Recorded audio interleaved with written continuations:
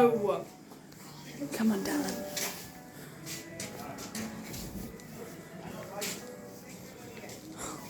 Look at those fingerless.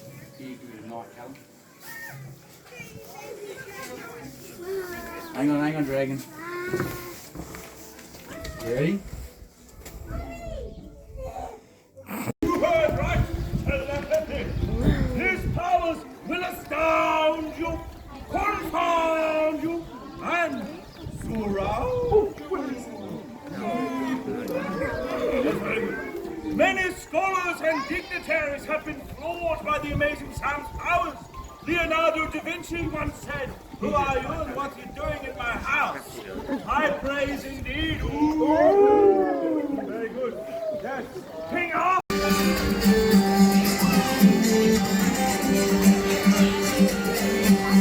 My lords, lairds and ladies, welcome to the tournament arena for our mounted skill at arms. We would like to start today with acknowledging the traditional custodians of this land, the Wadawurrung people, where we live, learn and work, and pay our respects to elders past, present and emerging. We celebrate the stories, culture and traditions of all First Nations who also live, learn and work on this land. We now welcome to the field our Herald at Arms of the College of Heralds, Jordan. Good morning, my lords, lairds and ladies. You are most welcome to our tournament arena for this, our mounted skill at arms. You are going to see today two of our kingdom's finest knights competing on this course, showing you their breadth of skills on both horse and with martial weapons. They will be doing this for two reasons. First and foremost, to show that they are still worthy of leading our armies in battle, but secondly, and perhaps most importantly, for your amusement. In saying this, we need to know that each and every one of you can cheer them on well. What say you? Yay! You somehow made me sad with that. My lords, lads and ladies, you're going to need to start warming up really soon. You see, our knights have been known to just not do things if they don't get cheered on. I don't know if that's a good or a bad thing about them, but here we are. Are you going to cheer them on? That's what I'm talking about. Now, I might even offer up a word today. I'll be talking a lot throughout the day, and most of the time I'll be telling our knights that they are free to go. I'll be saying it in French, however, because we're here in the 14th century in England. But I will be saying, laissez-aller. I think it'll be rather jolly that when I say laissez, you all shout, allez! Not yet.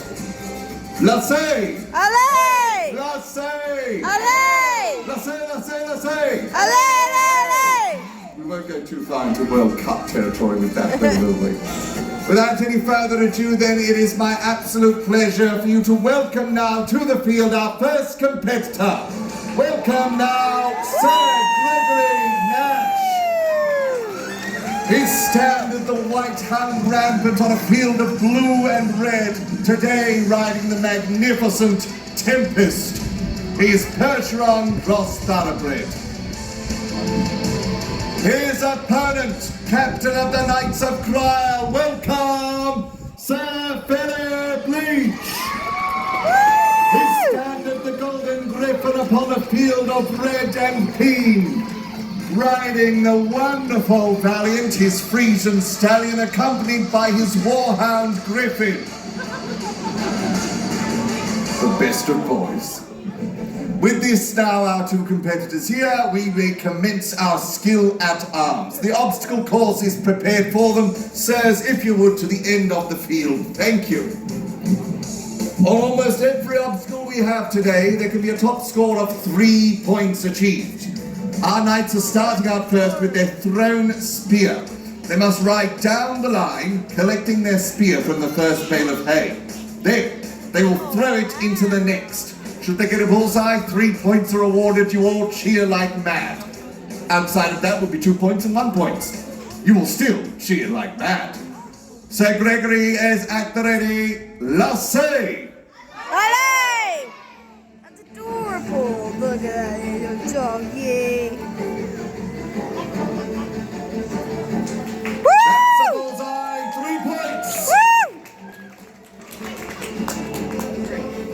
guess we have a different interpretation of cheering like mad. Sir Philip, Lassay! Woo!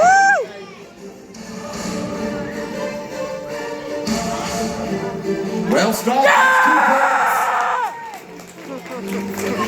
With their first weapon gone now, they will refer to their next auxiliary weapon, the single-handed sword, or their arming sword. With this, they must collect each of the rings from our stands and have them there by the end of the run. 1 point per ring successfully collected, so count along. First for Sir Gregory. Oh, wait for that block cheeky thing jumping in the way. Lassay! Jelly! Yay! Very well done. So you're seeing this, it is obviously very important for our knights to have accuracy in this, but the driving force and momentum behind it comes from the speed and weight of their horses.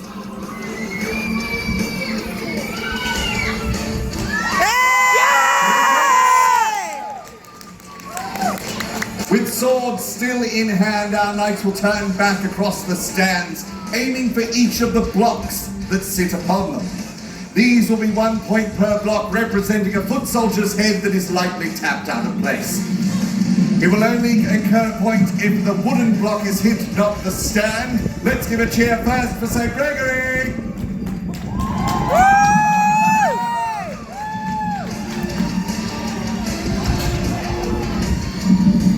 Yay! 3 points, you were absolutely on target, even though the block jumped out of the way as soon as you came for it. It saw you coming.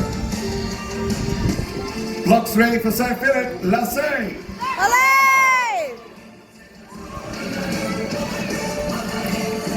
Choosing to weave in and out for 3 points. Yeah! Nicely done. From here, the swords are replaced in their scabbards where they will stay, and the final weapon, the lance, is collected. With this, our knights now become a most formidable part of the field. They will aim first for the hanging shields upon the stands. Sir Gregory, Lassay! Olé!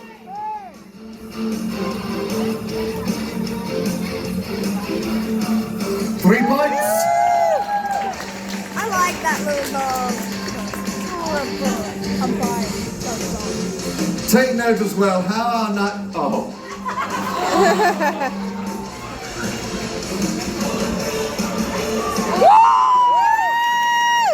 I want to be mad, but I just can't. Yay! 3 points for Sir Philip, and I'm going to award 30 points for Griffin for just being the best on field. Let's get a round of applause for Griffin. He's such a... Our knight's attention will turn now to the ground shields, which they will use their lance, once again, to knock each of them further to the ground. We really should have named them something better than ground shields. Sir Gregory, Lassay! Olé! Now there is a small danger here that our knight's lancers will actually dig into the ground and, not for Sir Gregory, 3 points!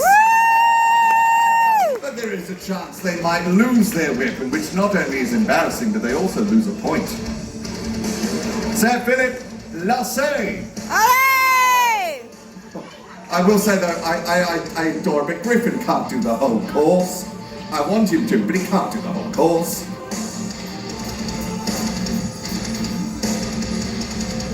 What are you doing like this? Am I a joke to you, Sir Philip? What's happening?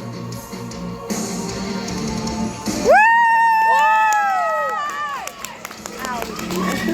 3 points, and I challenge you to get either your horse or your dog to do the next one. You see, the rings are going to be collected once more, my lords, lads and ladies, with lance, making this perhaps the most difficult part of the entire course. So your encouragement must be there. Sir Gregory, Lassay! Olé! Oh, wow. Oh, 3 points for Sir Gregory. Well done. Give him a round of applause, lords, lads, ladies. That was really well done. Now you can see why it might be difficult for a dog or horse to do this one. So best of luck for Sir Philip, Lassay! Olé!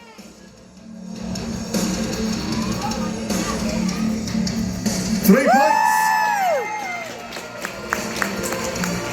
With this, we have one final obstacle on the field.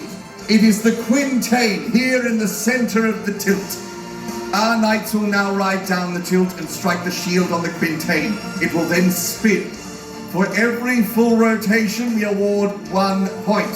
So count each rotation with us, lords, lairds, and ladies. First, Sir Gregory Lassay. Alley! Very well struck. 1, 2, 3, 4, 5. You may have guessed as well, just by looking at Six. this, that the quintain is used in the training against 7. mounted opponents. 8,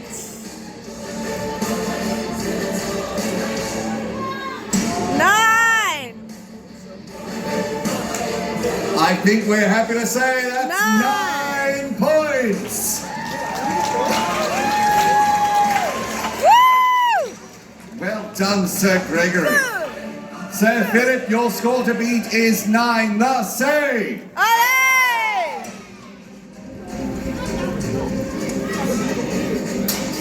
Very hard 1, strike. 2, 3, 4, 5, 6. I like that one person in the audience is very far 7. behind and one is very far ahead. Really helps the 8. counting. 9, 10, 10. That's done it. 10 points. Woo! My lords, lairds and ladies, let's get a round of applause for both of our knights. Woo! Now at this stage in the competition, our knights were completely even in points up until the quintain. And now, after the quintain, there is only 1 point separating them.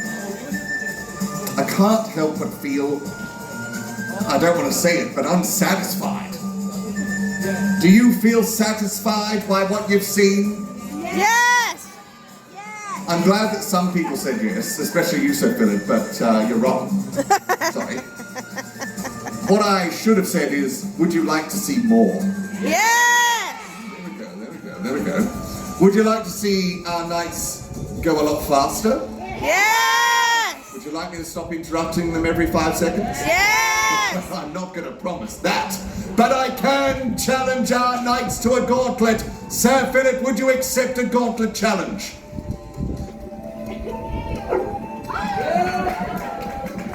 Sir Gregory, would you accept a gauntlet challenge? Very good. So far, standing in the lead ahead of Sir Gregory and Sir Philip is Sir Griffin, so you're going to have to both work really hard for this. Sir Gregory, I'll allow you to go first if you make your way to the end of the tilt. My lords, lairds and ladies, both of our knights have accepted a gauntlet. What this means is they must both now complete the entire course as fast as they possibly can by themselves. This will be an excellent simulation of a battlefield continuum with where we are not trying to kill them at the same time, but we will also time our knights in this. Whoever has the lowest time will earn themselves 1 extra point. Cheer now, Sir Gregory, for every hit, every attempt. I want you to give him cheers. Can you do this? Time starts there. 3 points, bullseye strike.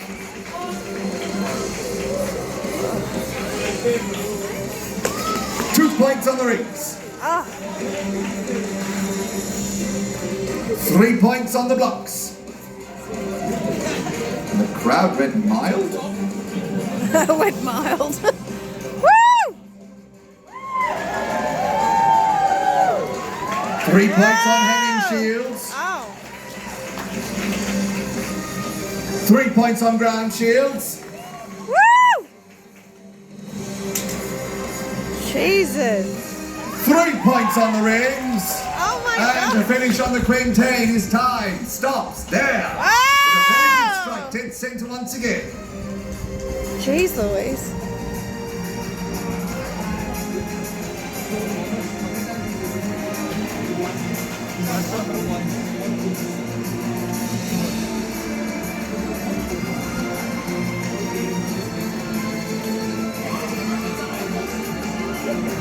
Will it make it? 10 points! Well done, Sir Gregory. My lords, lads and ladies, another round of applause for Sir Gregory and for Tempest.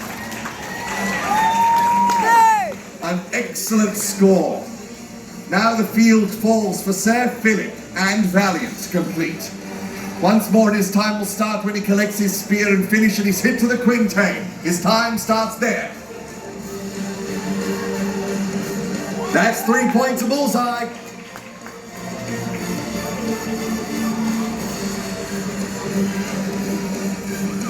Three points on rings. 3 points on the blocks.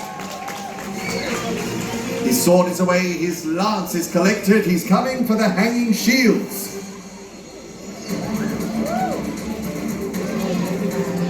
I'll grant 3 points, you were on target to my eye. 3 points on the ground shields, for the rings for the final time.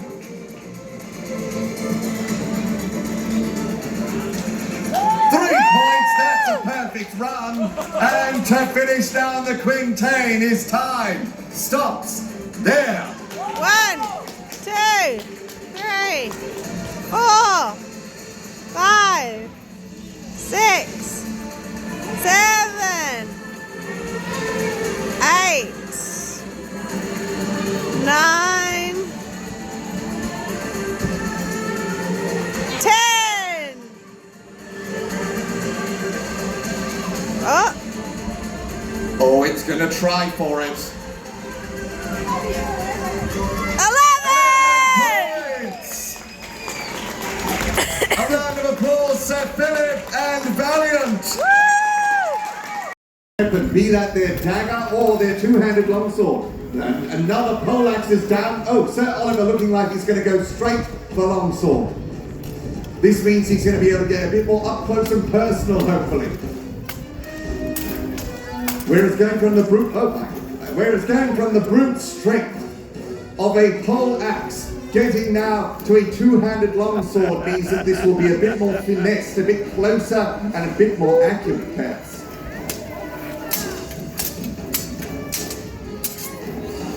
Now this will only end one way, with one combatant unable to continue.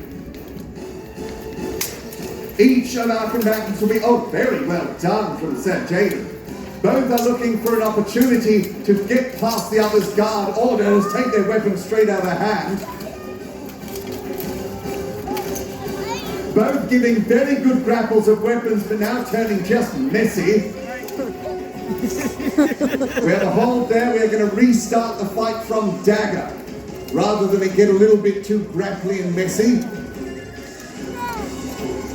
This also means that they are down to their final weapon, which is the dagger.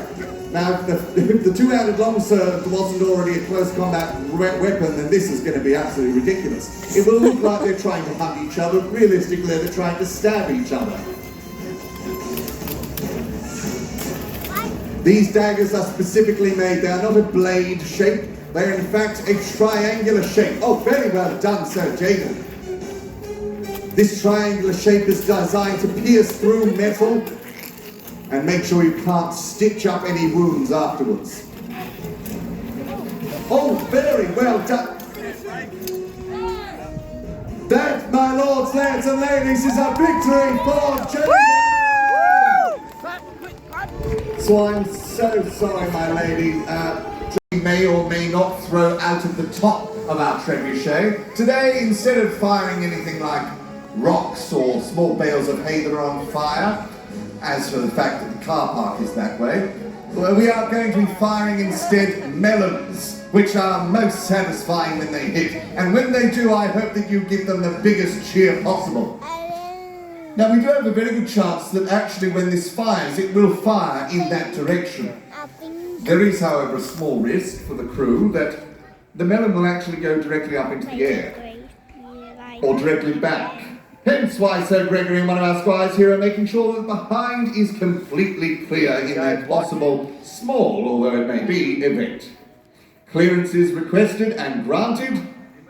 From here, the melon is placed into the sling, which is going to act a little bit like a fishing rod, letting loose a line.